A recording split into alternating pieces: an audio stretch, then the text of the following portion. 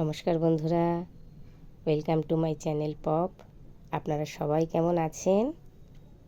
আজ আমি আপনাদের একটা নতুন রেসিপি করে দেখাবো। দেখুন, আমি বাজার থেকে মেথি শাক নিয়ে চলে এসেছি। আজকে আমি আপনাদের করে দেখাবো মেথি পরোটা। এবার আমি শাকগুলোকে ভালো করে বেছে তারপরে কেটে নেব। তাহলে বন্ধুরা, আমার শাক বাছা চলছে। দেখুন, অনেকটাই হয়ে গেছে, আর অল্প একটু আছে। বেছে আমি এবার এটাকে ভালো করে সুন্দর করে ধুয়ে নেব। ধুয়ে ভালো করে জল ঝরিয়ে নিয়ে তারপরে আমি এটাকে একদম ঝিরি ঝিরি করে কাটবো। কেটে তারপরে আমি আপনাদের দেখাবো। তাহলে দেখুন বন্ধুরা, আমি এখন শাকগুলো ভালো করে ধুয়ে এনেছি। ধুয়ে একবারে জল ঝরিয়ে নিয়েছি।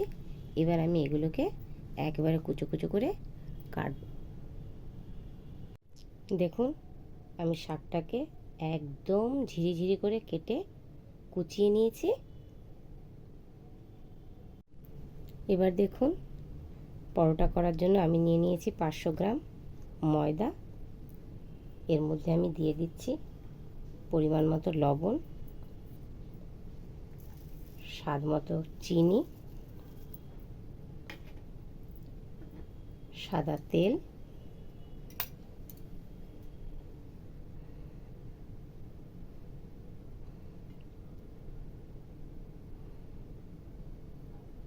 তেলটা একটু বেশি দিলে কি হয়, বেলার সময় খুব সুবিধা হয়, অসুবিধা হয় না। এর উপরে আমি দিয়ে দেব কুচিয়ে রাখা মেথি শাকটা।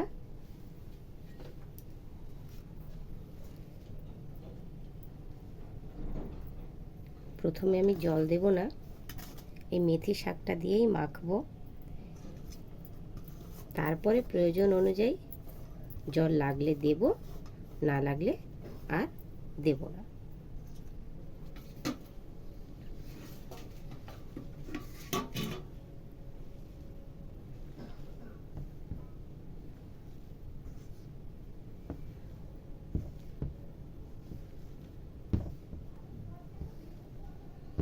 আমি বাজার থেকে 500 গ্রাম নিয়ে এসেছিলাম মেথি শাক। এটা বেছে ফেলার পরে প্রয়োজন মতন আপনারা দেবেন। যারা একটু বেশি পরিমাণে খেতে ভালোবাসেন তারা বেশি দেবেন, আর যাদের শুধু কালারটা সুন্দর হলেই ভালো লাগবে তারা অল্প পরিমাণে মেথি শাক দেবেন। মেথি শাক মেছানোর পরে আমি দেখছি জল লাগবে, তাই আমি অল্প অল্প করে জল দেব আর মাখতে থাকবো।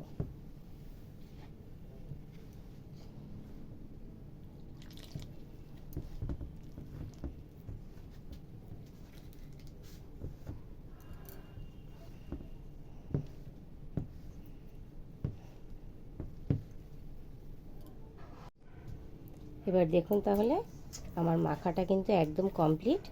এবার আমি একে 15 মিনিটের জন্যে রেস্টে রাখবো, যাতে পরোটাটা আমার সফট হয়। তার আগে আমি একে একটু ভালো করে অয়েল লাগিয়ে নেব, সাদা তেল গাটায়।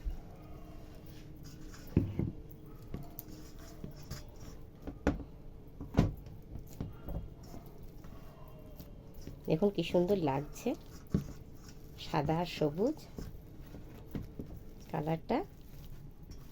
এবার আমি একে 15 মিনিটের জন্য রেখে দিচ্ছি রেস্টে।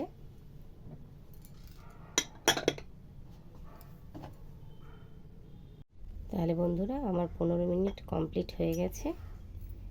এবার এটা ভালো সুন্দর সফট হয়ে গেছে। এবার আমি করে নেব লেচি।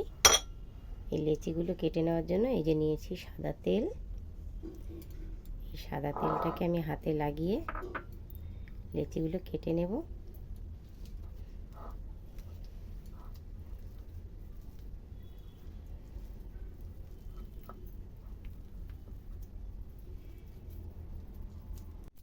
এবার আমি নিয়ে নিলাম বেলুন চাকি।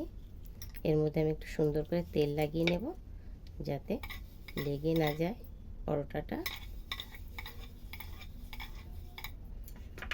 এবার আমি এগুলোকে এক এক করে বেলবো।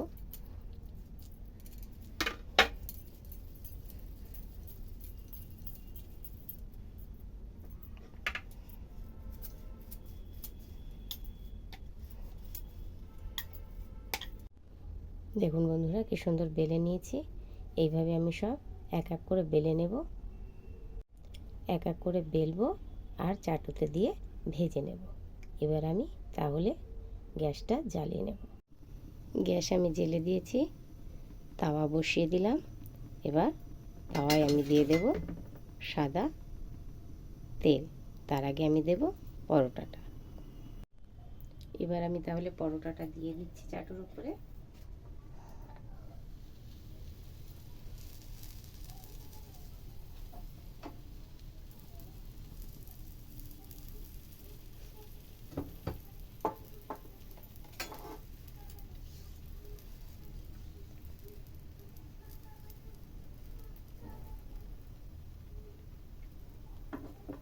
এবার উল্টে দেব। এবার দেব আমি সাদা তেল।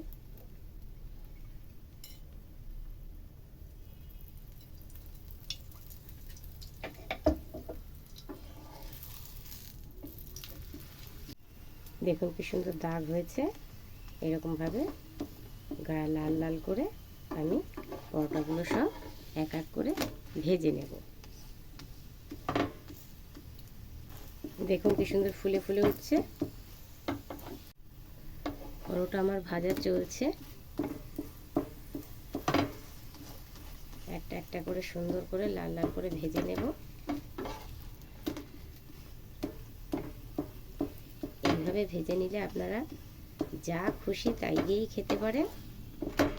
আলুর দম দিয়েও খেতে পারেন, সস দিয়েও খেতে পারেন, আচার দিয়েও খেতে পারেন, আবার ধনেপাতা চাটনি করেও খেতে পারেন। যেটা যার ভালো লাগবে সে সেটা দিয়েই খেতে পারে। এমনকি আপনি শুধু শুধুও খেতে পারবেন, কোনো কিছু ছাড়াই এটা আপনার খাওয়া হয়ে যাবে। দেখুন আজ আমার বাড়িতে পরোটা কী কী দিয়ে খাওয়া হচ্ছে। এই যে মেয়োনিজ দিয়ে দিচ্ছি,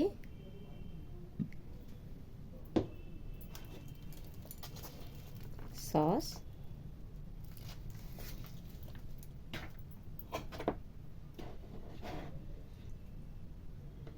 কাঁচা লঙ্কার আচার আর পরোটা। তাহলে রেসিপিটা আপনাদের কেমন লাগলো কমেন্ট করে জানাবেন। ভালো লাগলে অবশ্যই আপনারা বাড়িতে তৈরি করে খাবেন।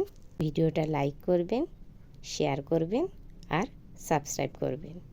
তাহলে আজকের মতন এখানে টাটা।